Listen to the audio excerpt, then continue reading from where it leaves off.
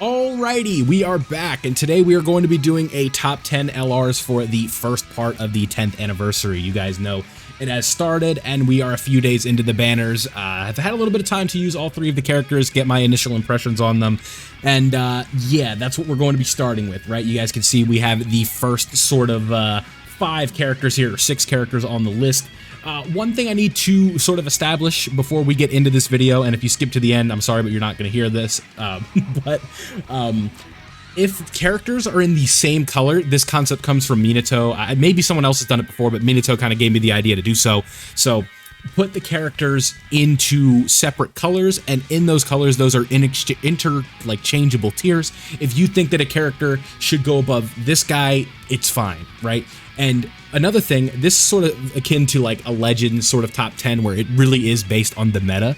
Right now, the scope of events and stuff like that, these are just based on like the best team comps and stuff like that, and every event is different, so one character could be better for this event or another character could be better for that event. So that is one thing I want to keep in mind, and maybe one thing I want to do. It's tough, right?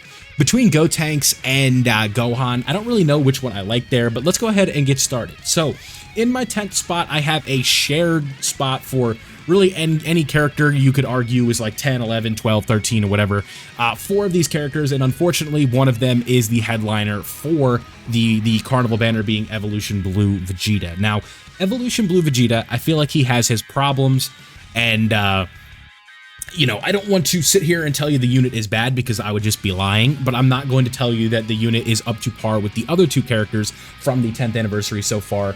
Just too many issues, in my opinion, where he has a really high ceiling where he can look very impressive, but that is not always going to be the case, and I think that inconsistency is a big problem. This guy is going to become the poster child, in my opinion, for the sort of archetype of a character. This is like a stereotype of Dokkan characters at times, but the super normal super, or super normal attack pattern, right? And this guy, it is very, especially if you have it at 55%, this is going to be very consistent, and I'm assuming most players watching this video are going to have this character at 55%, so you are going to be running into that issue where you are not going to be able to do a ton of supers, right?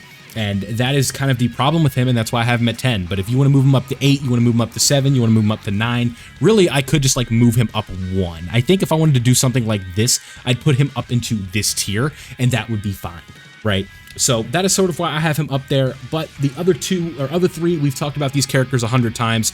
Evolution Blue Vegeta, very consistent, and honestly, you could probably argue that he is just like better. Like if you wanted to do something like this, like some shared spots, I think honestly you could do something like this, and it would work just fine.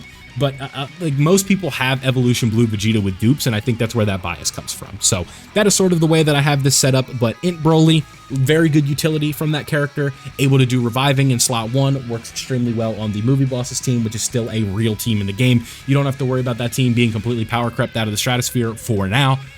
And you are going to be able to get away with running Int Broly, the easy access to his domain, where you can run 2 of them and just have his domain up basically for the whole fight. Very, very nice character. The healing per orb is extremely clutch, having the guard, the attacks, the link set that he has that works very well with Tech LR Broly. These are very important things that come up, and they work very well together. So that is why I have him down here. And then speaking of a character who's trending upwards, Tech UI Goku is a character who has really seen a bit of a stock buff here from the presence of Evolution Blue Vegeta, because of just what the support that he's able to give to Evolution Blue Vegeta, make him look better, and just being able to run him on like the Tech Vegito leader skill. It is very important. So this is sort of the shared spot that I have for 10. Let's move these guys back down to like more where I think they are. They all kind of just fit into this spot, and get into the next 2. So at number 9, I have 8 STR Family Kamehameha Gohan. Still the same great character that he is, has the crazy offensive potential. Defensively, with his standby, you can interchange that mode as well, and he is going to look good. You know, you have all these different things, the guard, the standby for defense, like one of the hardest hitting attacks in the game still being that Family Kamehameha standby, like finish skill or whatever you want to call it, right? Very, very consistent character, just does not have that turn 1, slot 1 potential that some of these other characters on the list are going to have today.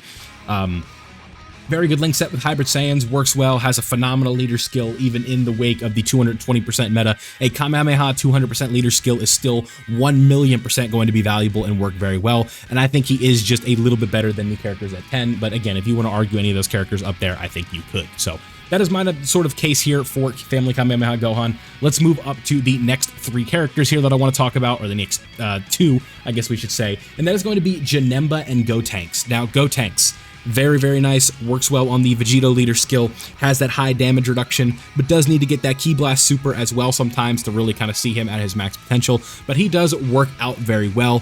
The Majin Buu Saga team, the new Vegito leader skill team, he is going to be a very solid shoe-in for those teams.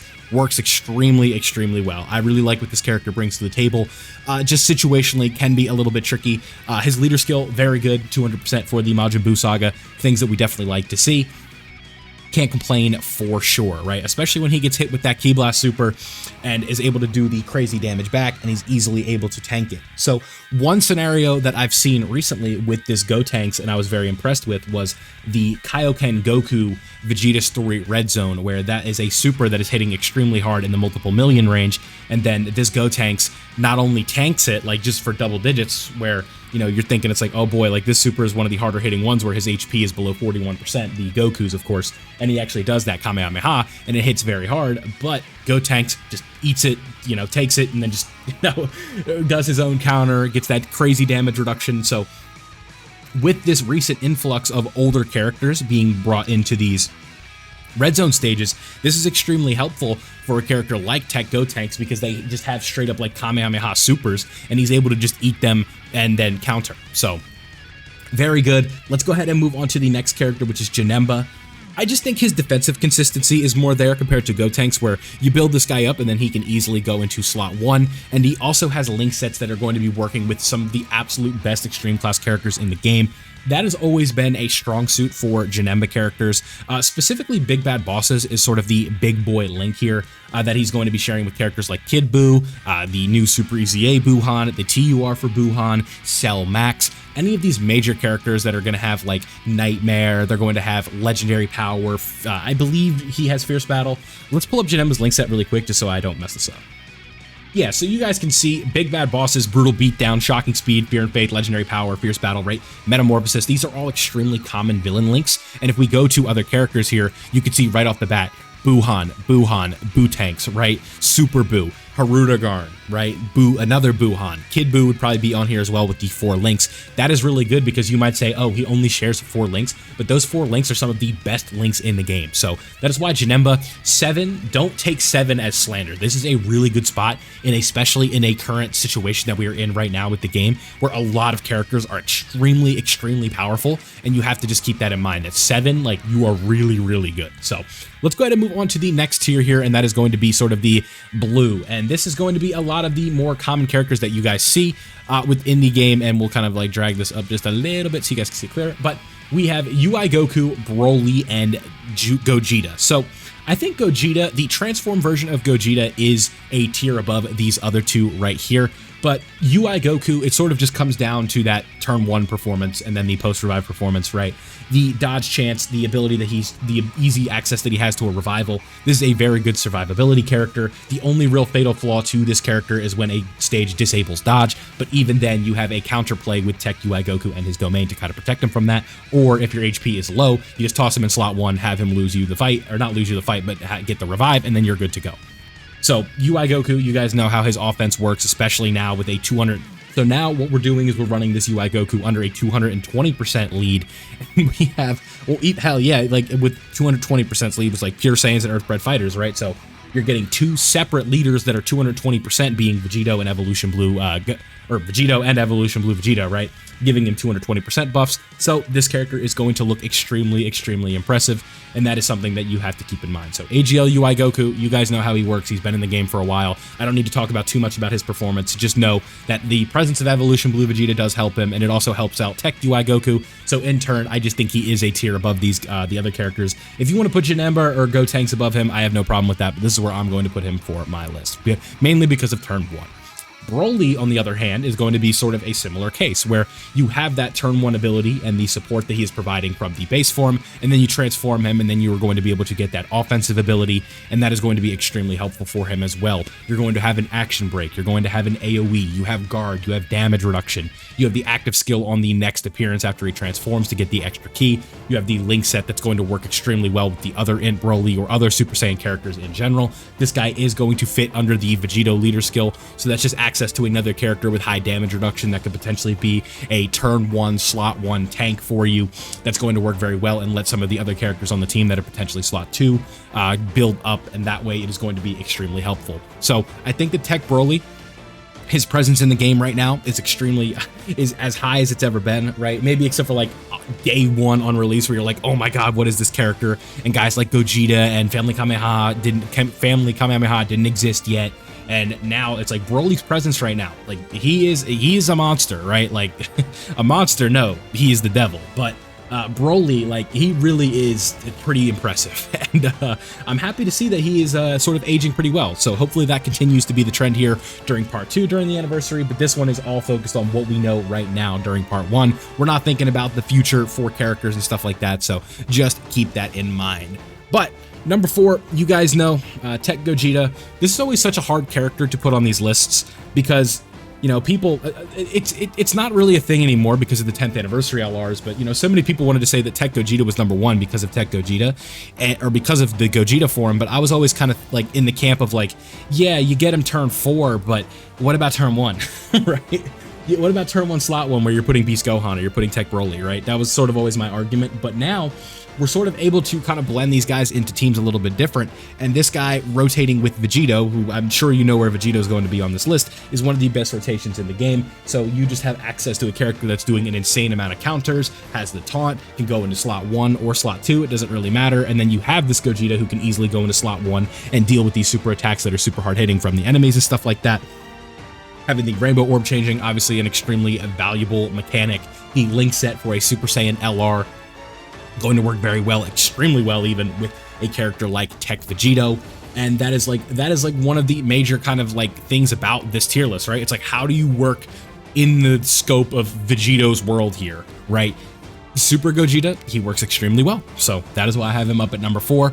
But the abilities that he's bringing to the table with his offense, with his defense, the ability to kind of get around super attacks is extremely valuable. And right now, that rotation of him and Vegito, there is not an event that can deal with that. So extremely powerful. It'll be interesting to see how part 2 kind of handles this, and maybe he moves up or maybe he moves down.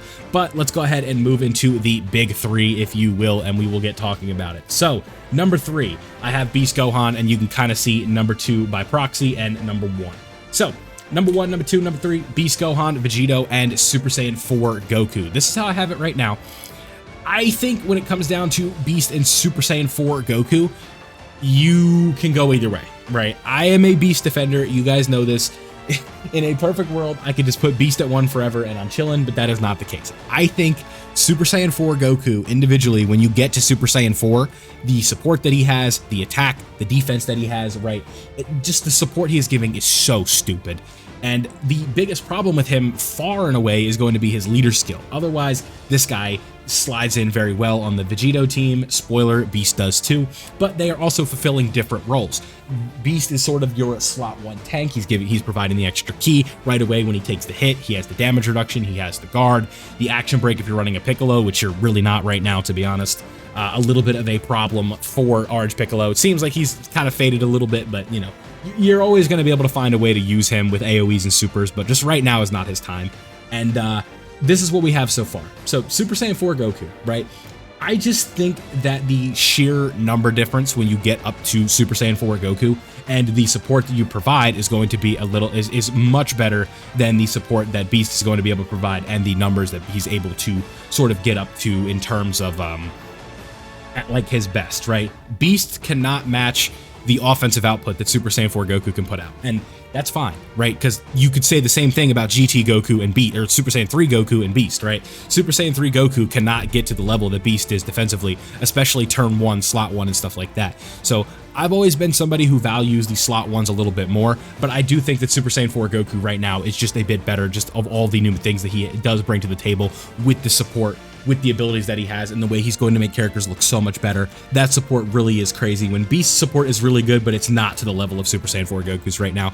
It's just the next year of anniversary power creep, and that is why I do have him up at number 2. But again, you could easily, I could easily argue that Beast is better, but I'm not going to do that. So I have him at number 2, and let's get into number 1, and we're just going to do a section here where we just talk about everything that I like about this Vegito, all of the tech that you can do with him, all of these crazy things. So you guys, I'm sure, understand how Vegito works at this point, right? This is far and away the most complex character they've ever released, and he also has the statistics to not only back that up, but validate the sort of design choice that they went for them.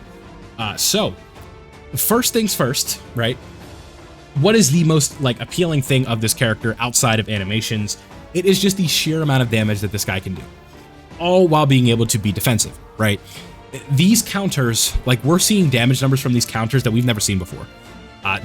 Just the sheer amount of damage that this guy does is unbelievable. So you see, like, you know, you can only have him for 4 turns, but damn it, they make those 4 turns fun. Like, this Vegito, boss is like, so a boss is not surviving 2 turns of Vegito, right?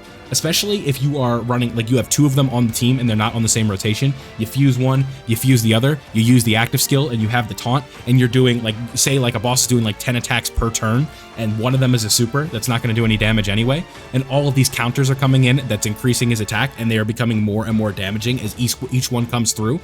If this guy isn't 1-turning these bosses, he's 2-turning them if there's a second one on the other rotation, and then guess what? You get another turn of that after. So if for some reason that boss doesn't get to the 2-turn, or if he gets out of the second turn, that third turn, for sure, they are done, right? This Vegito team, and not only is he impressive, but it's the leader skill that he has. This is far and away, and forget about the percentages. This is far and away the best leader skill in the game. Pure Saiyans gives you access to every Goku, every Vegeta, every Broly, right? Those are the 3 like key Pure Saiyan characters. And then we also have fused fighters. So we're getting the Vegitos, we're getting the Gogetas, which is kind of blending them together, right? This is basically just a Saiyan leader skill, right? So getting access to Vegito, getting access to Gogeta, getting access to Broly's, right? These joined forces characters. They have the sort of like it's not just mutually exclusive categories anymore, because we have Goku and Vegeta's family on this. So it's very similar to what Legends does with these tag characters where you have Sun family and Vegeta clan. This character is also going to have Goku's family and Vegeta's family. You are having the additional sort of the ability to change to what the character needs for that situation. Do you need the more defensive side of Vegeta? You can switch to Vegeta. Do you need the more offensive side of Goku to stack the offense? You can do that. Giving you all these choices and different ways to play, on top of having insane damage that most bosses just cannot like withstand, and having one of the best leader skills in the game, to me, I don't think it's particularly close. I think Vegito is far and away the best character in the game right now, and I'm sure those of you who pulled them are happy to hear that. Do I think Super Saiyan 4 Goku is phenomenal? Yes. Do I think Beast Gohan is still one of these crazy characters? Absolutely. We are talking about something we've never seen before in a character like Vegito, and it's like, yeah, Beast doesn't feel like, you know, a pushover in comparison. He is still incredible. So there you guys go. This is my top 10 LRs list for the part 1 of the 10th anniversary. Again, this is probably going to change a little bit when we get out of it, right, when the part 2 LRs come in, but I figured I would give each of these new LRs an individual spotlight, but there we go. So let me know down below what you guys think. Do you agree? Do you disagree? And all that fun stuff in the comment section below. Thanks for watching. Leave a like if you enjoyed, subscribe if you are new, and I'll see you all in the next one.